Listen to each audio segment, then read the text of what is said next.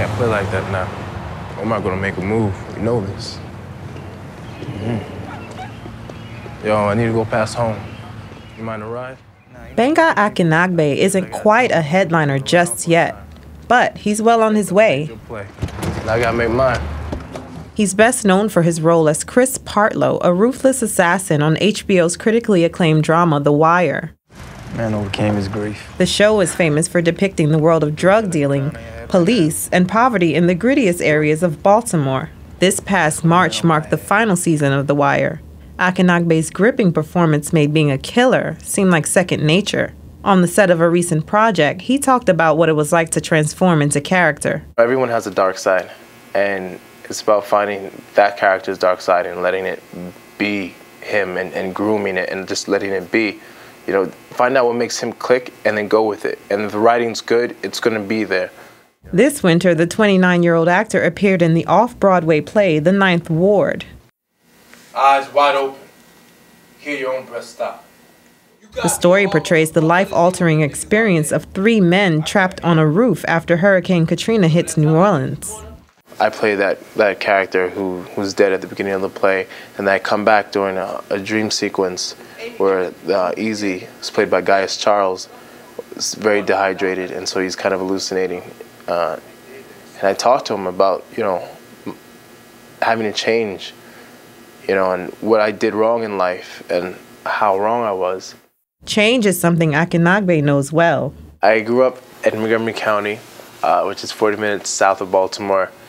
It was very interesting because I grew up in projects in one of the richest counties in the country.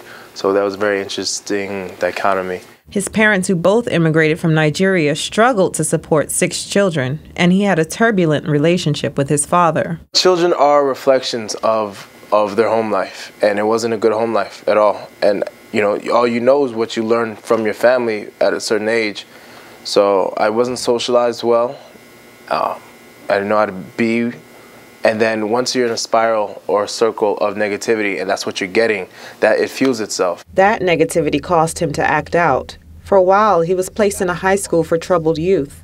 But things began to change for him in his junior year when he returned to his old neighborhood school and joined the wrestling team.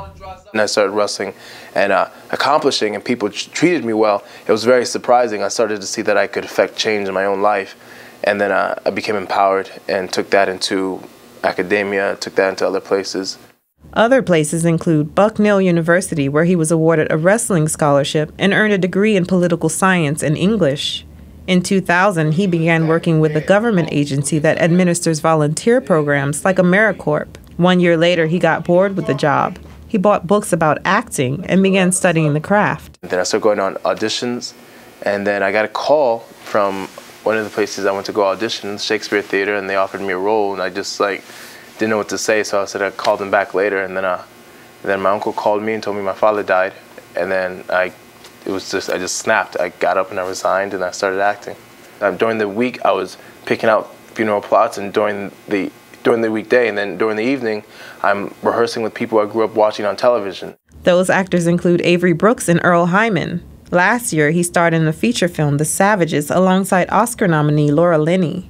He recently began an upcoming Tony Scott remake of the 1978 film The Taking of Pelham 123, this time starring Denzel Washington and John Travolta.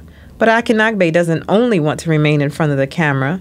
He wants to write and direct films and may even try his hand at being a novelist. The bicoastal actor says his work is a hustle, but life has been a great teacher. I'm happy, you know. Life has been good. Life is really good. One thing I've learned is that life is good and life is simple. It's just people make it difficult. Not that life is hard. Life isn't hard. For the New York City News Service, Abby Ishola.